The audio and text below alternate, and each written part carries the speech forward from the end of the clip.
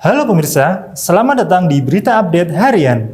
Kami berikan informasi terbaru dan aktual yang dirangkum spesial untuk Anda hanya di Berita Update Harian.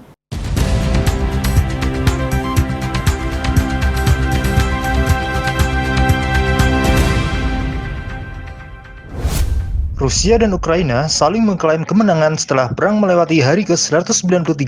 Pada 18 Agustus, sempat terjadi ledakan di Belbek Utara Sevastopol di semenanjung Crimea. Artileri pertahanan udara Rusia menembak jatuh sebuah UAV Ukraina.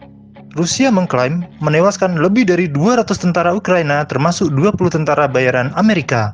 Dan menilai Presiden Zelensky tidak berdaya ketika beberapa wilayah penting yang strategis jatuh ke tangan Rusia.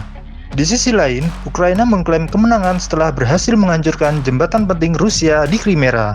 Ukraina juga berhasil menyerang balik Rusia dengan meriam HIMARS.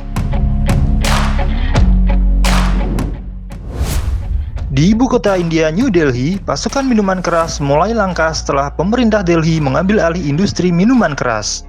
Hal ini dilakukan pemerintah setelah adanya isu korupsi besar-besaran yang dilakukan oleh pihak swasta. Kondisi ini membuat banyak toko swasta yang menjual minuman beralkohol tutup akibat kekurangan pasokan barang dan diborong oleh pembeli.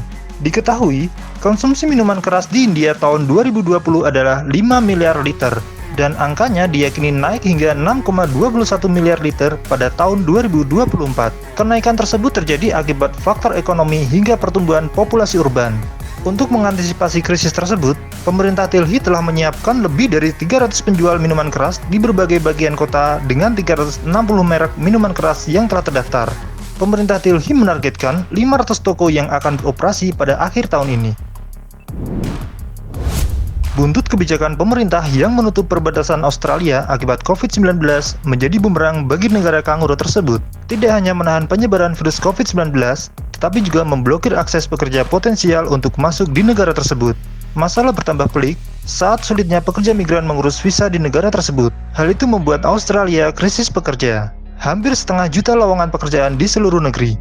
Dan tingkat pengangguran sebesar 3,4%, level terendah sejak 50 tahun terakhir.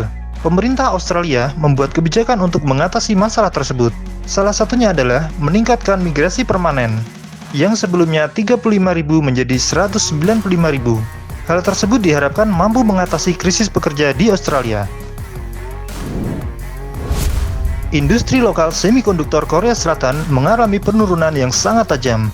Terlihat dari ekspor semikonduktor Korea Selatan yang menurun dibandingkan tahun-tahun sebelumnya.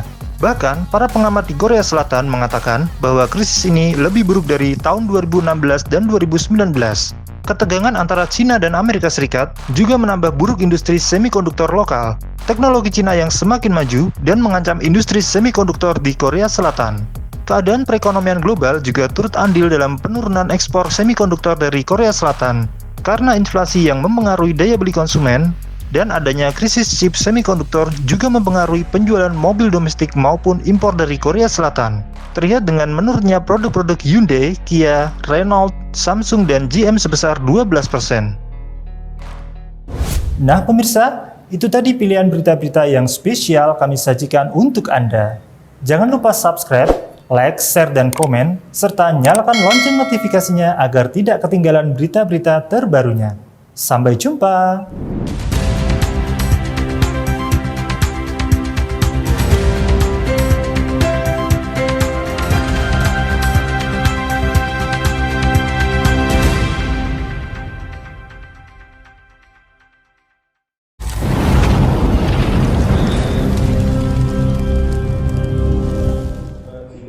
A'udzubillahiminasyaitonirrajim. Bismillahirrahmanirrahim. Assalamualaikum warahmatullahi wabarakatuh. Saya Luqmanul Hakim dari Masjid Kapal Munzalan Indonesia yang ada di Pontianak, mengajak, menghimbau dan mendukung sepenuhnya untuk pembangunan kawasan Masjid Luqman Hakim dan pondok pesantren yang ada di Semarang. Jadi kawasan masjid dan pondok pesantren Luqman Hakim yang ada di Semarang. Bukan karena nama saya ya. Ini beda-beda orang. Kalau saya Luqmanul Hakim, ini Luqman Hakim, salah satu founder atau orang yang berjasa di pondok tersebut, di masjid tersebut, yang Allah lebih sayang kepada beliau sehingga beliau diambil nyawanya, meninggal dunia karena sebuah kejadian tabrakan.